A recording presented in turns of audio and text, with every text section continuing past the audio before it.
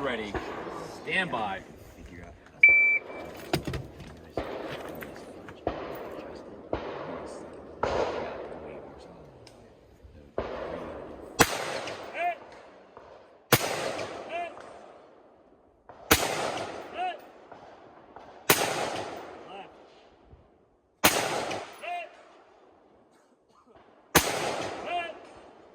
Top left.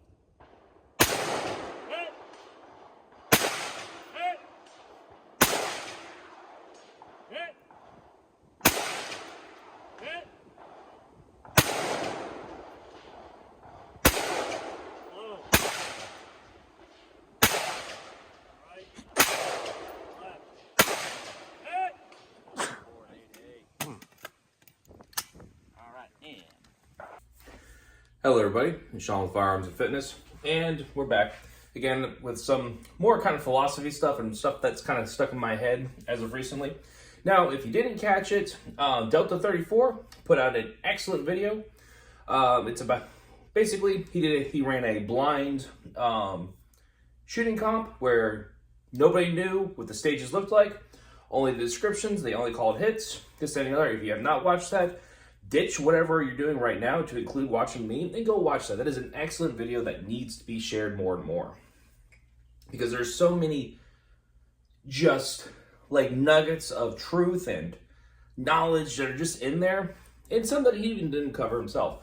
But the point I'm bringing today is magnification is now necessary, straight across the board. It's a bigger help than it is a hindrance. And red dots have basically become what iron sights are, antiquated. Now, I'm not saying that red dots are useless or anything like that, and the fact that they don't have their own niche to roll in, but a red dot without magnification is just that, irons at this point. And I know this is going to rub a lot of people wrong. A lot of people still hold on to the idea that all rifles should have irons. I am not one of those people. I am one of those people that believe that two sighting systems, be it whatever they are, is perfectly adequate. The likelihood that you're going to lose both sighting systems is few to fuck all. And I do not believe that irons are as great as people state they are. I've seen irons fail before. I've also seen many other optics fail before, in competition, at classes, and so on and so forth. However, we have gotten to the point where we need to stop banging the drum of electronics, unreliable, nah, shut up. Truly, we're past that. Technology's come a long way. The durability of a lot of these optics is just renowned beyond belief. Even $100 Romeo 5 is now almost considered the gold standard for a beginner red dot. And pair that with a 3x magnifier, you're good to go for the most part. Now, here's some things to consider now. Magnification, what does it give us? It allows us to find and identify what needs to be shot or what doesn't need to be shot.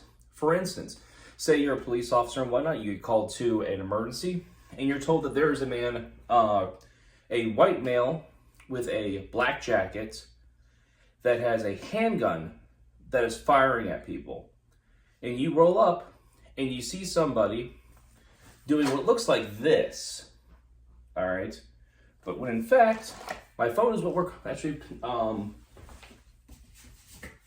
recording on, but in fact, what you actually see is somebody pointing their phone at something, all right, trying to tell people, oh, it's over there. But you are 100, 200 yards away. What do you see? You see somebody potentially pointing a pistol at somebody else, and you take a shot. Didn't properly identify. All the other keys were there, and it's a good guess, but it's a guess that just killed somebody.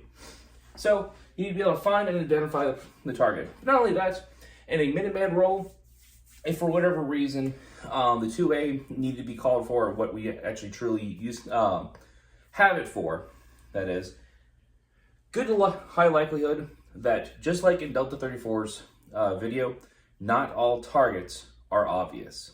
Some are going to be camouflaged. Some are going to be hidden. The likelihood that you take in fire and you find cover is high, especially if they didn't hit you the first try. So a smaller silhouetted target makes things much harder to hit, much harder to do. And having Magnification aids in finding and identifying where those things are. Other thing you can use it for is just reconnaissance. As citizens, this may become more useful than anything else, and it does not always mean that it has to be on a rifle or the like.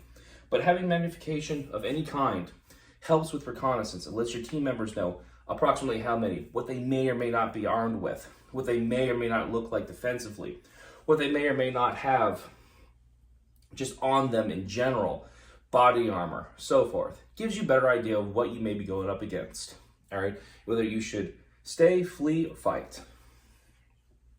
All right, this is going to be very controversial. It improves your hit probability. I do not care what anybody says, magnification helps.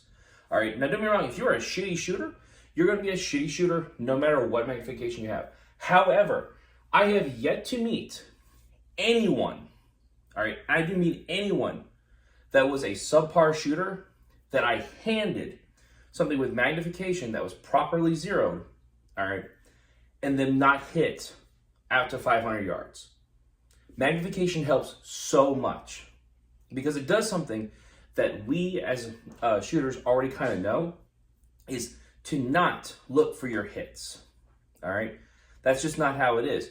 Look for where the thing is, pull the trigger, press forward, and instead of trying to beat the recoil and watch it, the bullet hit wherever it's going, because that's what a lot of people do, is they come up, fire, and then before they can even finish the trigger pull, they're bringing whatever it is down or looking over the gun to see where the round went, all right?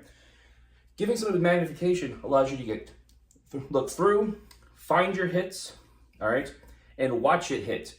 It gives somebody, makes them more target focused, so they're superposing whatever it is over the target and pressing the trigger more cleanly. They're managing their sights better. It improves your hit probability. I do not care what anybody says, I will die on this hill. It also allows you to call your shots straight up, all right? If you fire and you miss, but you miss because of wind, and you see that it hit 3 feet to the left because of the bullet splash, guess what? You now know the hold 3 feet to the right, all right? And you're more likely to hit your target. If you notice that it's shooting high because your zero got knocked or something like that, you can adjust, all right? Magnification allows you to do that. I have never been able to see through through just a clean red dot where I'm hitting out to distance. After about 100 yards, it's anybody's guess. If I'm not hitting, I'm guessing, all right? Magnification, good fundamentals, good follow through allows you to see where the round is hitting and stay in it. Here, I'll post a quick video of me shooting out to 150, 200, 400 yards with a red dot with a magnifier and be able to do quick double taps because I'm able to realize that I'm hitting, not coming off the target, and re-engage quicker. See, the first target's a C-zone target. And again, I wasn't totally sure how far this was. I think I aimed a little too high at first, and then 2 quick ones. 2 was super easy. Basically double tap that one. 3 is a whole full-size silhouette. That was double tapped easily. 4 is a full-size silhouette. And these are about 100, 110, 120. And then it goes to, I think that one's 150, 175. 6 here is about 200. And that is a small target. That is I think, a reduced size C-zone. All right, going on to 7. This is where it steps up quite a bit. I'm told this was at 400. So that became real difficult real fast. Hitting or no? Wasn't totally sure if I was hitting it or not. And once I kind of guessed at where I was, I put my dot up, was able to make a couple hits.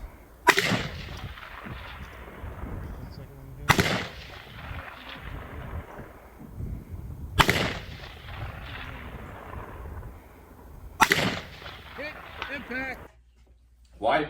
Because I am not at 1x guessing if I'm hitting coming close. I'm able to see my hits. Now, these are the 4 big things that I think magnification helps us with. It is something that we must consider.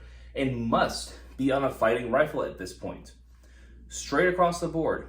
Now, I understand that, let me phrase that. All GPRs, your go-to rifle, I don't know what's going on, but I need to grab something, needs to have magnification. Night guns, it's a little different. Trying to shoot through magnification while under night vision, probably impossible. I don't have any night vision, but all I have ever seen is people struggling with it. However, not everything is always at night is always dark. Sometimes having good clean magnification and good clean glass that you can see out the distance helps. Even street lights. A really bright moon. I don't know if you guys hike at all, but if you do, we've all been out there when the moon has just lit up everything and we didn't even need a flashlight to walk around. It's wonderful. So having these little things help so much in the way. I do believe red dots have kind of gone the way of the dodo, and it's not that they don't have their place, but they've taken the place of backup irons at this point. If you have just a red dot on your rifle with irons only, I think you are lacking. I think you are way behind the curve. Straight up. And kind of give this a demonstration. People say, it's the skill, not the rifle that helps you, that will succeed. True. All right. I'll give you this. A lot of skill will go a long way. However, all right, having a lot of skill and good gear also helps a ton. I go to matches constantly, and I do see people that are questionable on skill, but their equipment does help them with a bit of a handicap. All right. And I have beaten people with just a red dot. However, I'd be lying if I didn't struggle on the longer distance targets because I don't have the BDC or mill reticle or just better magnification all around. Sometimes just having the magnification in itself is a superpower. I can see the target, I can see wind a lot better, and I can see bullet splash infinitely better provided my fundamentals and follow through are good. Now, where do I see red dots kind of living at? I see red dots living at a couple things. A straight up home defense rifle. This thing is never going to leave the home, so therefore home defense rifle. Handoff rifles. I see those as a good thing. I think they're decent trainer rifles.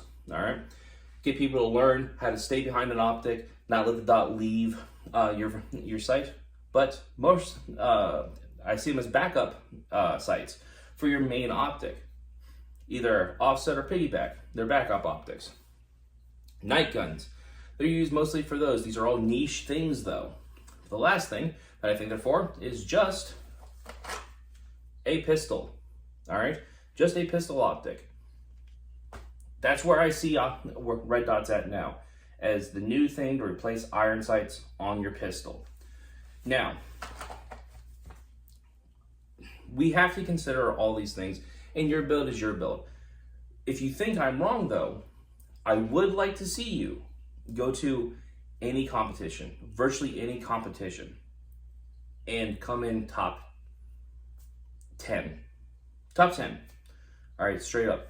Based with just the red dot. Any competition that has ranges that go out to 300, 400, 500 yards. All right, where you have to find, identify, shoot at your target. All right, even a clearly silhouetted white target becomes very hard to see under a 2 MOA dot. It just does.